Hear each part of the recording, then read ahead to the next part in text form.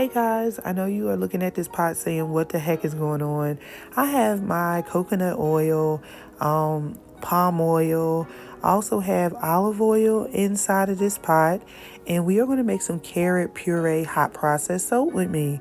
Now, I sell this soap on my website, and you guys will be able to see my website. I'm just getting it up, so I'm just kind of putting things on there, but you guys can see it. It will be linked in the description box. Also, the recipe will be linked in the description box and my Patreon, where you can find tons of candle making recipes, soap making recipes, skincare recipes, you name it. It's all there, and also one-on-one coaching for candle making. All right, so I have also poured my lye into my oil. So now what I'm doing is I'm stick blending it. Ignore my spatula, guys. I'm going to change my spatula. I know it says trick or treat, but honey, I love this spatula. Don't you just love a spatula that do not disattach itself? You know, I had got some spatulas that was like, you know, the top of it would come off and stuff like that. That one is so sturdy and strong. I love it. I don't want to not use it. All right, comment in the comment section if you want me to continue to use it. Say, girl, use that spatula.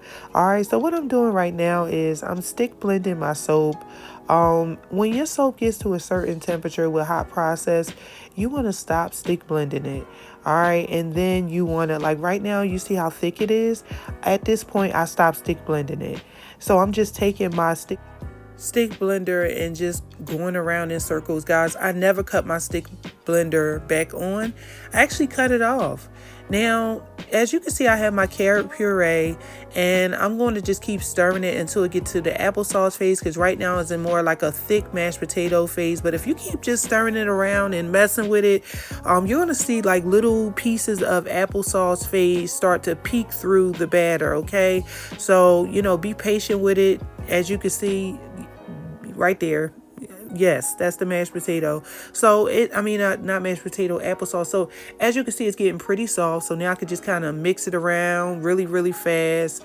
And as I continue to mix it around, guys, it's a lot of heat inside of this pot. So normally people are very scared of high processed soap because of the rising and stuff like that. I'm adding my carrot puree just a little at a time. I didn't add all at one time. I want to kind of stir it in, bring that temperature down a little bit more, and then stir more in or whatever. You guys see, yes. And I also made like a really nice orange color to this soap. But anyway, normally people are so scared of hot processed soap because the way it rises up. But I want to tell you guys something.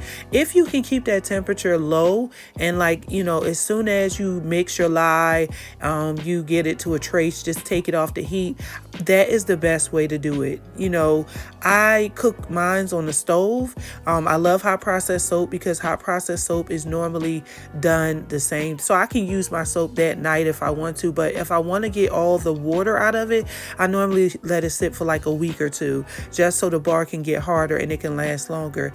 It's not like cold processed soap where you have to wait for the lye to kind of leave or whatever. In this process, you're cooking the lye out. Okay, so right now, as you can see, the texture changed completely, okay?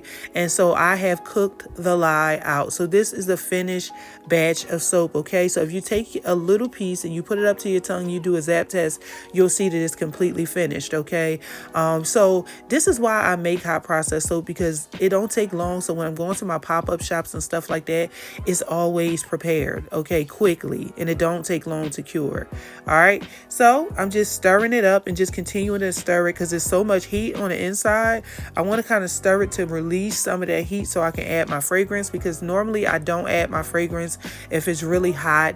The reason why is because the fragrance will be more in the air. You'll smell it in the air than you do in the bar soap. Same thing with candles. All right, so I'm just stirring it around. And guys, listen, I've been making high processed soap for over 4 years.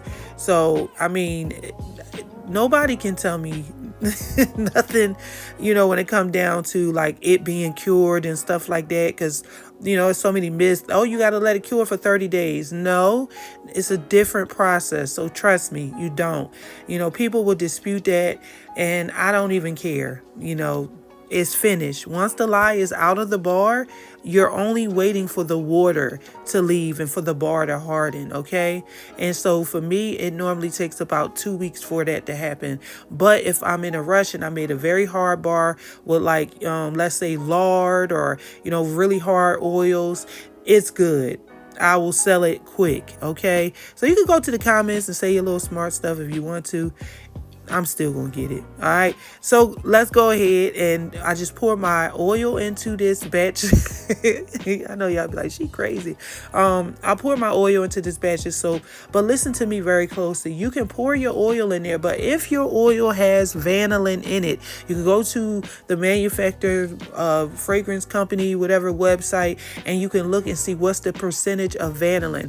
Vanillin is what makes your soap turn brown, okay? So if you want your soap to be the color that it is, like this yellow orange kind of color, then you want to make sure that you use a vanilla color stabilizer, okay? So I got the link inside the Patreon, inside of my $20 level, vendor level, where you can get a huge bottle of it for very cheap. I don't buy mine from Wholesale Supplies Plus or any other place because they are super high for no reason. All right, so that's it. It is finished. I'm just mixing in my fragrance and my stabilizer, and then I'm going to take my soap and put it into a 5-pound mold. So this is about 7 pounds of soap. So I put it in a 5-pound mold and also a 2-pound mold, and I had a little bit left for maybe 2 bars, and normally those 2 bars are my testers or my samples that I cut up and send to my customers. All right, guys, go ahead, hit that like, go ahead and subscribe. I will see you guys again in the next video. And this is the finished soap. I hope you guys like it. Oh my God, I love hot process soap. All right, so I'll be back. We'll be doing some cold process mechanic soap. All right, peace.